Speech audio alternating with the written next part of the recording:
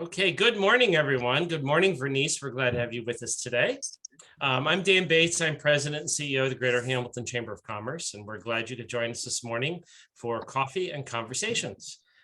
You are in for a treat. You'll get to meet our guest speaker in just a few moments. Vernise Robinson is the Workforce Development Administrator in the Office of Enterprise Development for the state of Ohio. So Vernise and I became acquainted a few months ago, and so far it has been a terrific relationship, and I hope it's going to be a relationship that lasts for many years to come. So you know who I am. We're also going to find out who all of you are in just a minute. Let me tell you the protocol of today. If you want to ask the speaker questions, you can type them in the chat box. If you're on Zoom, you can also raise your hand or interrupt her. I'm sure that'll be fine with her if she entertains questions. If you are on Facebook Live, type in your question to Tiffany and she'll report it to the speaker. Generally, our audience on Facebook Live, Vernise, just so you know, is we get between 400 and 500 people on Facebook Live. So it's a much larger audience than we get on Zoom. This recording will also be stored on our YouTube channel. So if you want to go back and refer to things you may have missed during the live presentation, you can do that. And you can also share it with your friends. So with all that being said, let's move forward. And Laura, are you doing self-introductions? Yep, I can do that. Hi, everyone. I'm Laura Merrill with the Greater Hamilton Chamber. Glad to have you with us today. Let's go around and find out who everyone is. Please tell me your name and what company you're with. Chris, we will start with you. Good morning. I'm Chris Cannell, and I'm with the Hamilton City Schools. I'm the coordinator of community outreach and alumni relations. And my bulk of my job is trying to place students in jobs with local companies. Great, glad to have you with us today. Brittany. Morning, my name is Brittany Kress. I'm with Automotive Apprenticeship Group.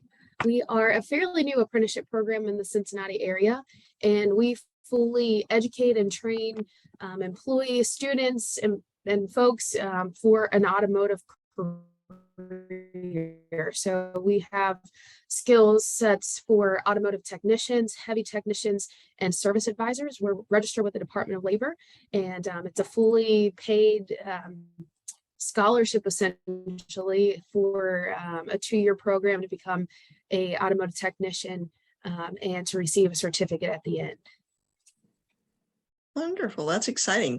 We'll have to talk to you some more. That sounds like an exciting program. Glad to have you with us today. Thanks for having me. Good morning, everyone. I'm Jill Cates. I'm with Easter Seals Career Connection. I am the workforce developer that assists young adults in our program between 16 and 24 that have some barriers to getting to their career path. So my main goal is to connect with community partners for job shadowing, for exploration, and potentially a work experience paid for by our grant funding with WIOA.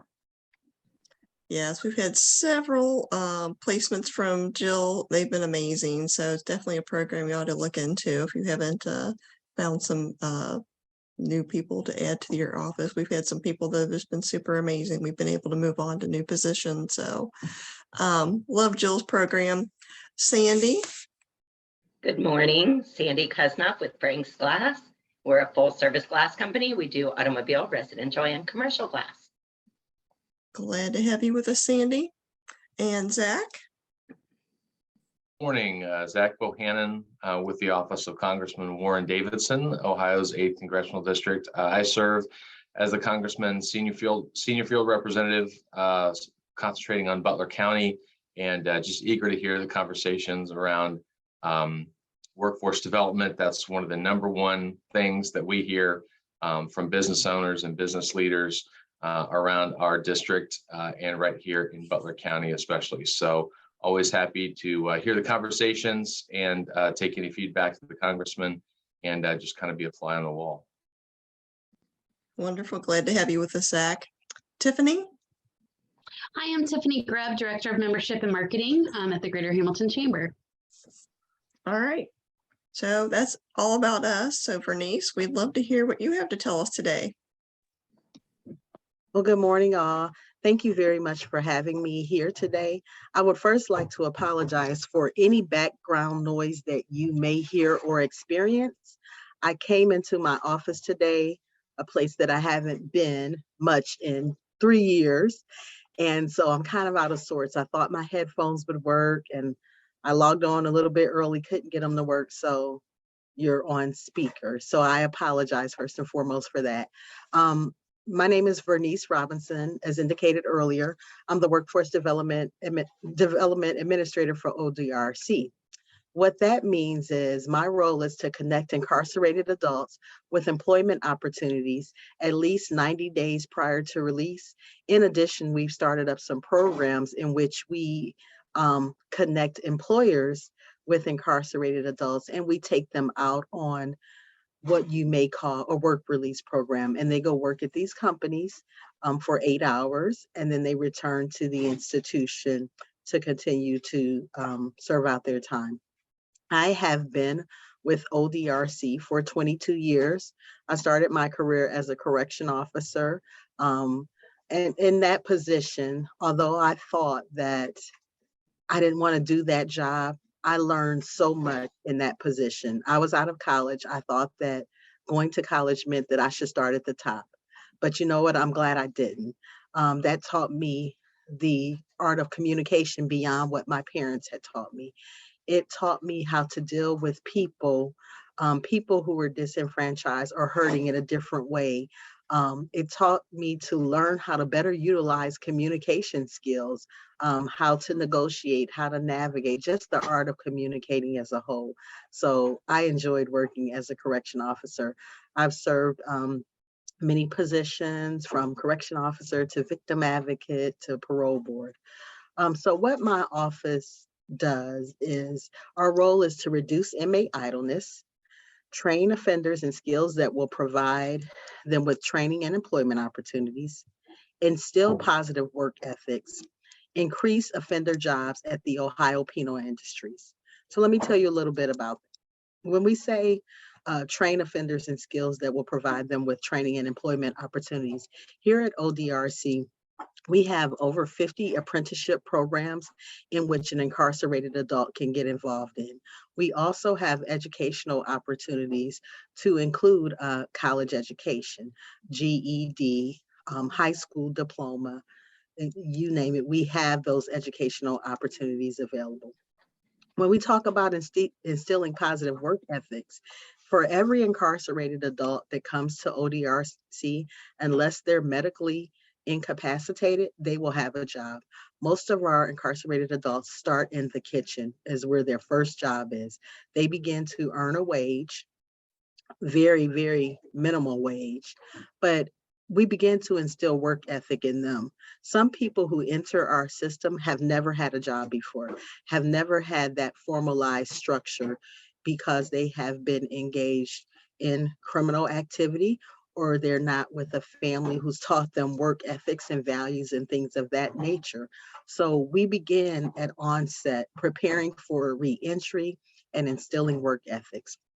When I talk about increasing offender jobs at Ohio Penal Industries, Ohio Penal Industry is a company of ours, and where we make products. So those products are made in our institutions. In addition, we contract with other employers who bring their shops inside of our prisons, and our incarcerated adults work those penal industry jobs. During the pandemic, we made sanitizer, we distributed toilet paper. There were a plethora of items that we pivoted into our role that we really had to focus on creating. We have a furniture shop, we have auto repair. Those are penal industry shops in which our incarcerated adults learn a trade, or either they come to prison and they're already maybe ASE certified in the world of auto mechanics. And we say, this is your job. This is where you're better suited. We don't want you to lose that knowledge base. We want you to continue on to serve. So we place them in the auto shop. We have a plethora of industries. Most of them probably can be found on the website. Each institution has their own. There's furniture repair and restoration. We have different types of artwork. We have a flag shop. We make eyeglasses for all the institutions. So if an incarcerated adult needs eyeglasses, we make them at the Ohio Reformatory for Women. One of the industries that you all may be most frequently aware of or commonly aware of is that of the license plates. Our license plates are made at the Lebanon Correctional Institution. Each of these shops are amazing just to see the work that goes on inside. Also, the skill set that the employee has to have to work on those machines. We have come a long way in industry as far as the tools that we use and the machines. We're keeping up and we're trending with the outside world. So we're teaching our incarcerated adults to utilize higher tech machines or high volume machines as we progress and things change. We no longer stamp out license plates, how they used to have stamp out. Now it's digitized, but they have to learn how to do that as well. So in our agency, our director, Annette Chambers Smith, when she came in, she said, I wanted to give you all core values. Our core values are take care of our staff. They will transform our offenders. One team, one purpose, which means that we all should be working together for the same purpose. Civility towards all, and hope is job one. We know that if you give someone hope, justice involved or not, you give them a lot. With that hope, you can do anything. When we talk about one team, one purpose, our mission statement is to reduce recidivism amongst those we touch. So if we are all working together for that one purpose, to reduce recidivism, we are doing our jobs. We are hopefully changing the trajectory, changing the mindset of those justice involved persons. Civility towards all. I oftentimes tell my colleagues, my family, my friends that this person may be justice involved, but they are still someone's child. How would you want someone to treat your child? Typically, a mother loves their child unconditionally. So it doesn't matter what crime they have committed, what they have been involved in, that mother's love still remains. So always keep it in the forefront of my mind that this is someone's child. So treat them how we want to be treated. So those are some of the things. So if I talk further, I'm sorry, our system of reentry. Do you all ask the individuals on Zoom, what does reentry mean to you? Anyone speak up, turn off your mic if that's okay. Becoming a productive individual in the community. Absolutely. And reentry starts at admissions. It really starts in the court system. When we get someone in the court system, we all need to work together and not in silos to prepare this individual to return better than whence they came. Because for most incarcerated adults, they are going to be released. They are going to be returning to your community. And we want them better than whence they came. Maybe before incarceration, they were not tax-paying citizens. We want them to do that. We want them to get a job. We want them to be employed. We send them to our reception centers in which they are screened to determine what institution they should be placed at. They then go to their parent institution in which we begin working on reentry initiatives. We have reentry management teams, case managers, unit managers, programmatic type service providers in which they are training the offender or teaching the offender or see what they're interested in, and then they begin to learn a skill, get involved in education, whatever their interests are. Once released, we turn them over to community supervision. Community supervision could be our probation or our parole department for DRC. And when you are on parole, you're either on parole or post-release control. Parole is reportable. Post-release control is typically you may report the first time and then you may have to call in. There's different conditions for each previously incarcerated adult. So what we do in the community, like I said, we want to continue to work together and collaborate and in partnership, not in silos. So our parole officers follow these men and women to make sure they're reporting, meeting their conditions of supervision, working, helping them obtain a job, to move on to be better than whence they can, to continue to reduce the recidivism. So workforce development, I indicated what we like to do, and our mission is to prepare participants for careers that offer living wages by providing education, training, and application of learned skills that promote successful transition back into their communities. We do that with the programs that we named. So we have partnerships. I go out and I meet with various employers throughout the state of Ohio, asking them, are they interested in hiring a justice-involved person? And they say, well, is it for second chance employment? I like to call it fair chance, because for some people, we need more than a second chance. We might not get it until our third or fourth chance. And, it's about education. You have to educate people more than anything. So you educate, what does it mean to be justice involved? Justice involved means that you've been interacting with the criminal justice system. You become a defendant at some point. You may even enter the criminal justice system. Now, justice involved for me could simply mean I was pulled over while speeding to work this morning. I'm still justice involved and impacted by the system. The stakeholder, the employer, we talk about what this means, what it looks like. There are work opportunity tax credits and federal bonding if you so choose to hire a justice involved person. You would have the support of, if the restored citizen is on supervision, you would have the support of a parole officer, someone you could call and say, hey, I think something's going on. Mr. Jones was coming to work really well, and now he seemed to kind of slipped off.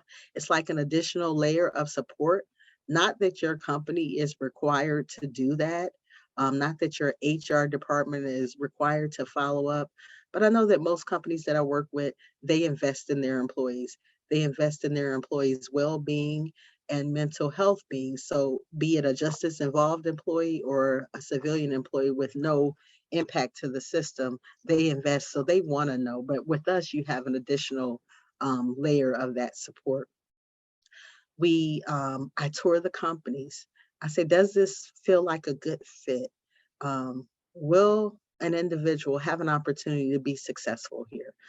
There could be various reasons why someone may not be successful.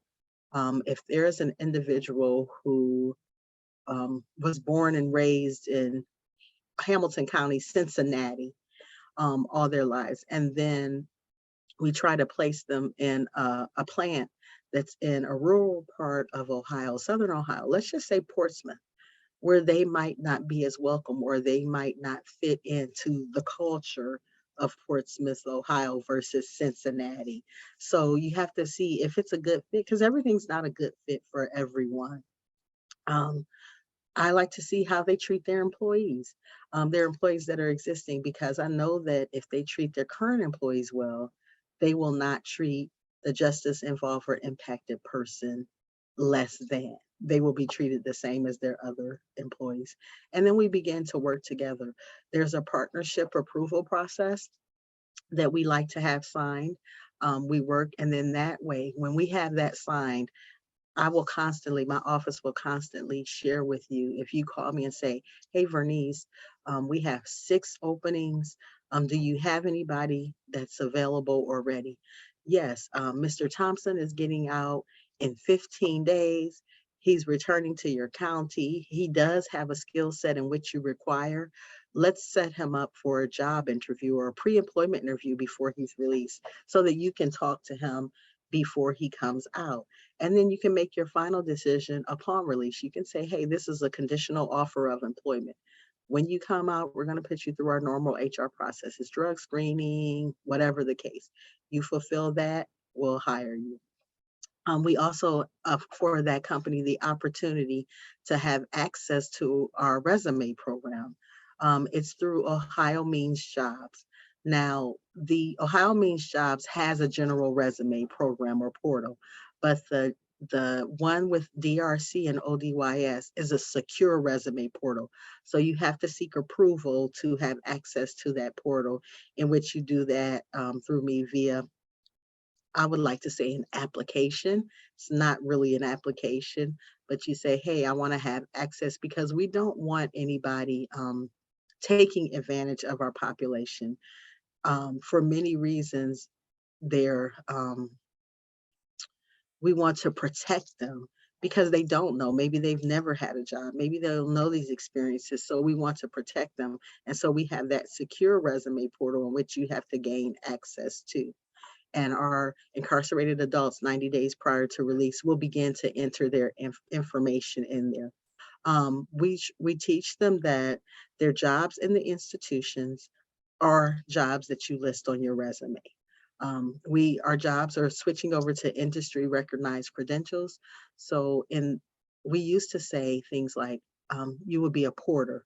So a porter to me might mean the porter at the hotel who gets your luggage and takes it to your room. But a porter in DRC may have meant that you were a porter to clean the hallway or to clean the offices. So we're changing our job titles to reflect industry recognized credentials, so that when they put it on their resume, it may say food service worker or whatever the industry recognized credential is, the HR staff will recognize what it is. And they will list their jobs. They're taught to be honest, list their jobs, put their address. Their address is the institution in which they work in. List that as their employer. We have had employers call us and say, hey, Mr. Jones said he was a plumber at your facility. Now for us, sometimes it's a little interesting because that call will go to personnel and they're like, well, we don't have a Mr. Jones, but they have to go the step further because now it's an formerly incarcerated adult. So, we reach out to the unit management staff to see if in fact Mr. Jones was a plumber at the institution, and we can share that information. If an employer calls, we can give a little more. If an employer calls and says, hey, I'm considering hiring Mr. Jones. He indicated that he was employed there and he was formerly incarcerated. What does his institutional record look like? Did he have authoritative problems? Did he not respond well to authority? Did he perform his job thoroughly daily? Was he non-confrontational? And we can share that information with you. Has he had any fights in the past 6 years in which he was in prison? We can share that information with you, which is a benefit. Does anyone have any questions? Any questions in the chat? I'm sorry, I'm just going on. So I have an advisory board under the Office of Enterprise Development, and that advisory board consists of about 20 members, members from the community, members from ODRC, formerly incarcerated persons, the governor's office, and businesses who hire justice involved persons, specifically focus on that. And we meet to discuss, we meet quarterly, and we discuss if we should go into a partnership. We talk about what's trending. We talk about the in-demand jobs. We talk about initiatives through the governor's office to get justice impacted individuals involved in participating. We talk about various things, and we meet quarterly and we decide, do we go into relationship with this company? This company's reached out, what do they have to offer? Let's hear from them. And that's what we discuss. And we make a recommendation to the ODRC director in which she decides if it's approved or not, but we simply make a recommendation. We have an attorney on our advisory board because he keeps us in line with all things legal as it relates to this business and business with companies outside. So we have a plethora of employers who hire justice involved persons that we work with. Nehemiah, which is in Cincinnati, is a huge employer. They do a phenomenal job reaching out. A company I can think of in Columbus and Franklin County is Clean Turn and 180 Demo. They do a fabulous job. In in Lebanon, Ohio, we have JBM, amazing job with, returning and hiring justice involved persons. Now, JBM is an envelope company, and they set up a shop in one of our prisons at Pickaway Correctional in Pickaway County, where they have their machines. So the incarcerated adults are learning on the machines there, and they have the opportunity, once released, to go work for JBM. JBM has 2 locations now. They have the headquarters, the main location in Lebanon, and they opened up a new one in downtown Cincinnati. So when our men or women leave that institution, they're already trained. They just got to transfer their employment to the outside, and they're doing pretty well. They have been amazing in helping the returning citizens get on their feet, get jobs, get cars, get housing. They just operate in the holistic manner or approach, which has been amazing for us and for the support system. Excuse me. So like I indicated earlier, we have literacy pre-GED, GED, advanced job training, career tech, and apprenticeship programs. Our apprenticeship programs are through the Ohio Central School System, which is the school system ran and operated by ODRC. Everybody that comes to prison, and if you're under 21, will get your education. But we also have the collegiate programs as well: Sinclair Community College, Kent State, Ashland University, to name a few. With the reinstatement of Pell Grants, that affords us the opportunity to get more higher ed institutions back involved. We have partnerships with the Ohio Department of Higher Education, and we're meeting with them to talk about various opportunities to proceed. Some of our Pickaway Correctional Institution has a butcher shop.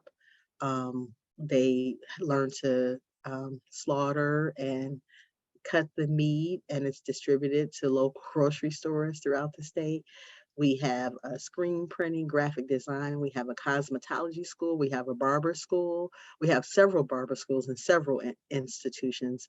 We have a dental lab in our London Correctional, which has been a great program because they have a shortage as well. And we have people in there who go through that program, who work it, who get certified, and then they return to the community, and now they can work in these industries as long as the company is okay with hiring the justice involved.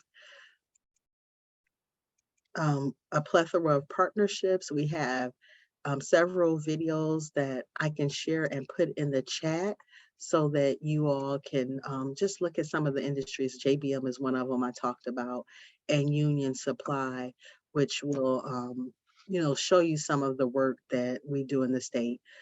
With the outside work programs, I'm visiting them. They just started up this year.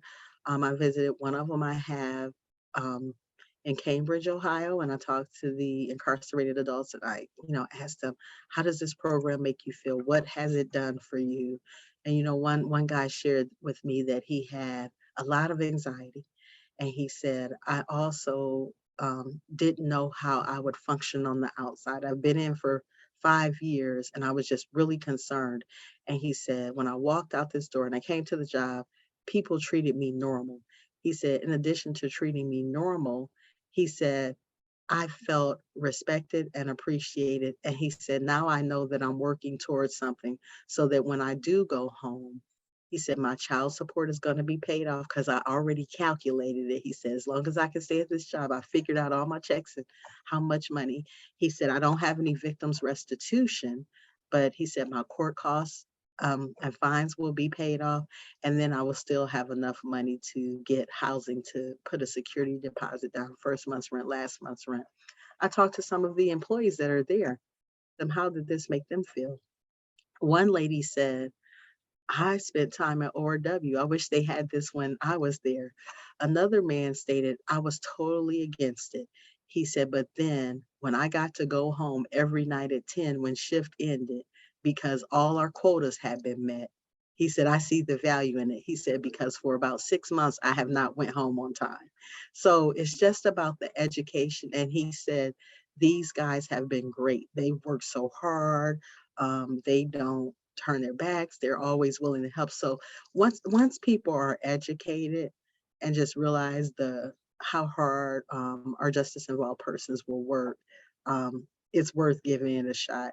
And they're just going to be like any other employee. You take a risk with whomever you hire. It's just that in this instance, you kind of know what you're dealing with versus Vernise civilian who comes off the street and applies. You don't really know what you're getting, you know. So it's a great program. It's developing well throughout the state. I have 5 institutions currently involved, looking to get more. And that just comes with me making connections with great people like you, having the need, saying, hey, I want to get involved. How can we help? And that's with taking people out from the prison daily to work and bringing them back. You got a guaranteed workforce. They're going to show up at work. I guarantee you don't have to worry about them calling off because it's a benefit to them as well. They get to escape for just 8 hours a day. For them, what feels like normal. You know, we give them an igloo lunchbox. You know, we don't make them take their lunches in brown paper bags so people look at them and say, we don't stamp ODRC inmate across their chest or their shirt so people know coming in who they are. You know, they look just like the rest of the workers. You know, they may have on a uniform shirt, but it doesn't have the scarlet letter, if you will, on it. They are able to just perform their job duties accordingly. Let's see here. I think that's about the gist of my presentation. I'm willing to entertain any questions that you may have or how you're interested in getting involved with our programs or with me or contacting me. I can definitely put my information in the chat and they can share it on Facebook. If you're still not certain, your employer, you're still not certain and you want to have a private conversation with me, please feel free to do so. We can schedule that. If there's something that makes you nervous or you want to talk to another employer who's already doing this, several of my employer partners have agreed to speak with individuals at any given time so that they can talk about how it's worked for them. So Vernise, I have questions. I always have questions. Sure. How, you know, in our local area, you know, we're not really that close other than I guess Lebanon to, you know, any large, you know, federal prisons or anything like that. So how do people in our local area get involved with some of these programs? Okay, so you can get involved in the release part of it. Like when they're being released, Okay. we can funnel potential employees to you. You can also come in, the companies can come in if they say, hey, Vernise, what institution has 50 people returning to Hamilton, Ohio? Well, it looks like Dayton Correctional has 50 people. Do you have a need for females in your industry? Would you like to come in and do a town hall or a presentation about your job and what it has to offer, and you know, see if you get some interest? We can do it that way. They can reach out to me. We'll get it scheduled. We can talk about it. If you want to come in because you want to come, when I say come in, I mean come into the institution. If you want to come into the institution because you want to see what it's like, most people are really amazed that it's pretty much a well-oiled machine. It's not really like what you see on TV. There are individuals in there functioning, they're doing well, they're going to school, they're learning a trade, they're being productive, they're doing something that they were never previously involved in or think they would get involved in because we gave them hope. We gave them an opportunity. We taught them something different than what they've seen on the outside. So yeah, I guess the short answer is contact me. Okay, so my other question along with that then, is there, you know, are there programming from a state perspective that comes with the individuals to help them succeed, or how does that work?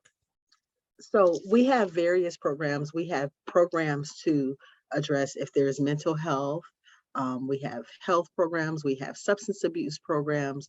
We have all of those various programs that we're walking on your journey with you, if you will, in an effort to ensure that you're successful, that your substance abuse issues are under control.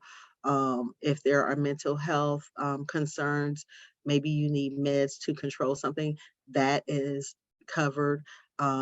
We release you with a plan that follows you as long as you're taking advantage of it. So you'll be set up for your mental health treatment in the community, your substance abuse recovery classes or AA meetings in the community. So yes. So another follow-up, so if an employer is interested, or I'm even thinking maybe a city as a whole, Mhm. are there things that the employer needs to do with their existing staff to prepare to, introduce these reentry workers into their workforce, or how does that work? So I definitely encourage the employer to talk to their staff. You're not going to have all the buy-in. I had a company and the staff, there just wasn't all the buy-in, but the CFO said, you know what, we're doing it because I've done it in another state and it works, and you're going to see the value of it. And even to the point that this employer went outside, and talked to, local prosecutors and things of that nature, saying, oh my God, look who's coming to our community. So you have to prepare them. But what you may often find too is you may have a few more, you may have some people there that were justice impacted or justice involved, and you just didn't know. And they say, this is great. I'm glad you're doing it. Guess what? I'm justice involved. And you're like, really? You've been working for us for 6 years. I never would have guessed, if it never came out on their application or in their background. But you definitely have to talk and prepare your employers. We have to do it here at DRC because we're not asking you to do something that we don't do. We hire them as well. They get out of prison on Friday and they can potentially come right back to work with us on Monday, but it'll be under a contract basis because, we have unions and that thing, but we prepare our coworkers as well. Hey, I know he's or she is an inmate worker today, but Monday they're going to be with us as our colleague. So. Okay, shifting gears a little bit, I have another question, then I'm going to shut Sure. up and let other people talk. It was very interesting. We talked before, and you mentioned it today about doing contract work inside the prisons for Mhm. employers. Okay. Can you talk a little bit about, how long does that have to be? Can it be a one-time thing? How large does the project have to be? How does that work? Well, so that is not my area of expertise. It's Ann King with the Ohio Penal Industries. So I can say that we have had some long-term companies in our system. There's a company that was making parts for Honda that have been there for years. So typically it's long, at least a year, I would say, and depending on how much you invest in putting in. Because if you're putting in, heavy machinery, that costs some money, I'm sure, and you want to make sure that you're getting your money's worth once you install it. So that Ann King is our chief of OPI, and I can definitely, get her involved, Dan, if you want to learn more information about that. But it's been a huge help to companies around. The last link I just put in the chat is the Ohio Penal Industries website, which gives a lot of information on that. Thank you. Vernise, what are the some of the most consistent challenges that you see that folks that are seeking reentry face? Like what are the most the most common, and how do you help them overcome that and meet those challenges, and how can we help in that endeavor as well? Okay, so the biggest barrier right now is not employment, it's transportation. I mean, not transportation, I apologize, it's housing. And our department with our Office of Reentry under the leadership of Deputy Director Ronette Burks, they're working on some housing initiatives. because there are many landlords who just do not want to rent to a felony convicted person.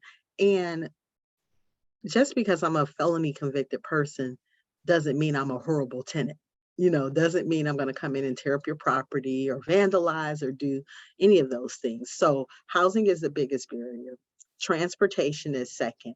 And if you live in a rural community, that transportation really becomes huge because you have a hard way getting around. So our bigger counties are, a little more fortunate to have some workarounds with that. We have programs that are giving out tickets or coupons for Ubers and Lyfts so that the person can get to work. If there's a public transportation system that helps, then they can get bus passes. But as a community, the biggest thing is going to be education and to talk about it, to talk about housing and giving these people chances. So there was a guy who came to prison, and he didn't have a violent crime. He had, I don't want to call it white collar crime, but it was basically embezzlement, but it didn't reach federal characteristics for embezzlement. Great guy, if you will. He was a great employee, but he began to steal the money, right? So when he was released from prison, he still had he had money in the bank previously from, because he was a 6-figure employee and so on and so forth. When he got out of prison, where he wanted to live, he wasn't welcome. And where he didn't want to live, that's where he had to go, where he was more welcome, a lifestyle in which he had never lived in before, because he grew up with a well-to-do family and, things of that nature. So for many years, you know what? He pays his rent on time, but his apartment is in somebody else's name because he doesn't want to live in the area in which an area known for criminal activity and behavior, which might lead him right back to where he came. So he, I guess, broke a law because his apartment is in somebody else's name for all these years because of the lifestyle that he wants to lead. So it's about educating people and trying to change this housing. But like I said, Deputy Director Ronnie Burks is working on that initiative. I can definitely get you in touch with her, Mr. Bohannon, if you will, because we need all the stakeholders we can involved and on board with that. Yeah, I appreciate that. It'd be great to get your contact information on a personal level. I've got one of my best friends that I grew up with in Clinton County. We grew up in Wilmington together. He's getting ready to finish out the last of his sentence in about 5 or 6 months. He'll be released, and so I'm trying to kind of help pave the way for him and get some resources together for him and get some hope on the horizon for him. So happy to connect with you further about that. Okay, and so what I want to say is, and this is not a dig or anything at you, Mr. Bohannon, sometimes that's what it takes, someone close to us to become involved before we see or realize that there are some real problems in the community in which they return. Like, we're providing some tools at DRC, but then we don't have the other, the other side of the coin is not there to further assist. So thank you very much. I'm going to put my information in the chat right now so that you can have it. And I will also put contact information for Ronnie Burks Trousdale. Great, thank you.